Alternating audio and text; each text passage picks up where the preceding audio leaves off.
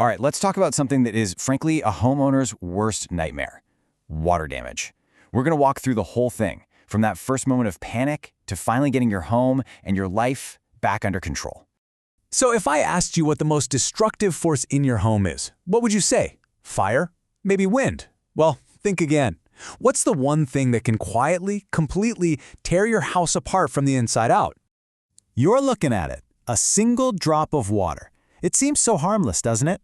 But when it gets where it doesn't belong, its power to cause total chaos is just immense.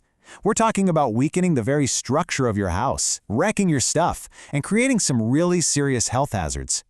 So where does this attack even come from?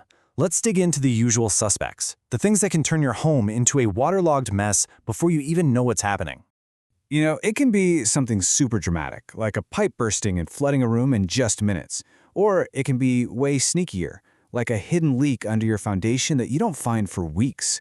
Heck, even your air conditioner can back up and silently soak your ceilings and walls. These are the risks we're all living with every single day. The second you find water where it's not supposed to be, a clock starts ticking, loudly. And I'm not being dramatic here. The science is crystal clear. With every minute that passes, the damage gets exponentially worse. And here it is. This is the single most critical deadline. The research is very clear on this. Mold isn't a maybe, it's a certainty. You've got a window of just 1 to 2 days before a simple water problem becomes a much more serious mold problem. Now just look at how fast this all happens. In the very first hour, the water is just spreading out, soaking into everything. But by hour 12, your actual building materials are physically changing. They're swelling, warping. Hit the 24-hour mark, and the microbial clock officially starts. And after just 2 days, you're not just dealing with water anymore. Now you've got visible mold. So, with that terrifying timeline staring you in the face, what on earth is the solution? Well, thankfully, the professionals have a playbook. A systematic, step-by-step approach designed to stop that clock and start reversing the damage.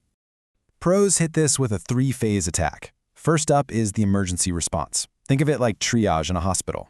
Stop the bleeding, get the standing water out. Second is structural drying.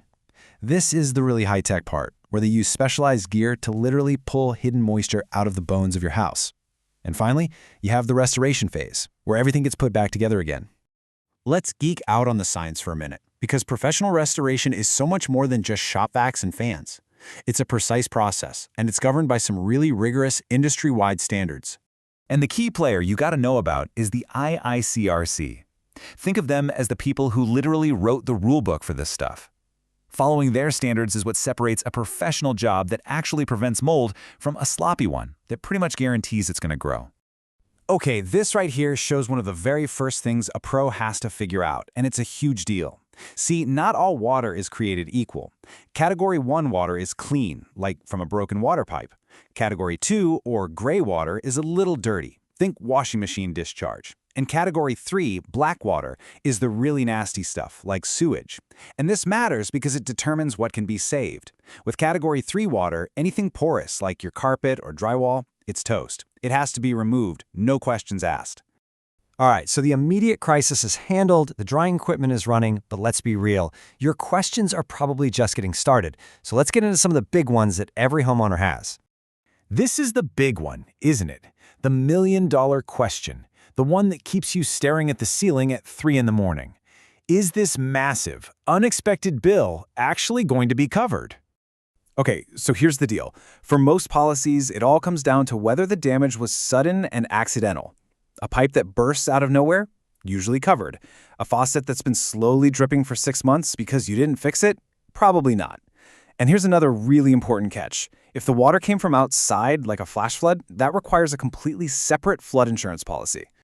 You're going to hear these 2 words a lot: remediation and restoration. And listen, they are not the same thing. Not even close. They're 2 totally distinct phases of getting your house back. Here's the easiest way to think about it. Remediation is the emergency room. It's about stopping the bleeding, stabilizing the patient. It's the water extraction and the drying. Restoration, that's the reconstructive surgery.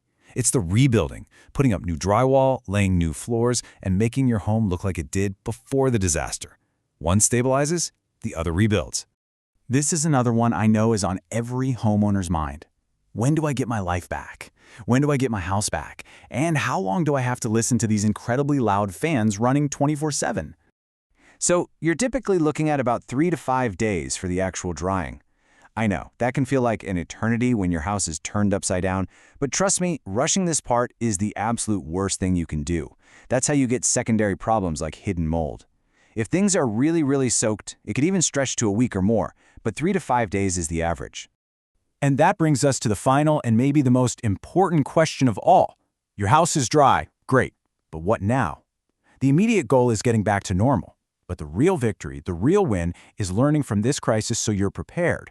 It's about asking yourself, what can I do to make sure this never, ever happens again?